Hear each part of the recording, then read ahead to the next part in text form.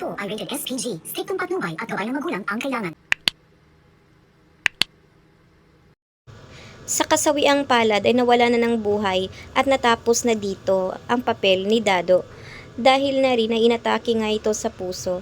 Dahil nagpo-problema nga ito dahil nga nalaman na nga nito ng bata na hindi nga siya ang totoong magulang nito at alam na niya na nagsisinungaling lang siya.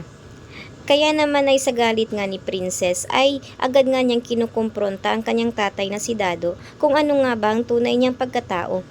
Kaya naman ay hindi nga nakapagtimpi nga itong si Dado at bago nga siya namatay ay nasabi nga niya dito nga sa dalaga na ang tunay niyang ina ay si Divina. Subalit ay nabigla nga siya kung sino nga raw ba ang Divinang ito.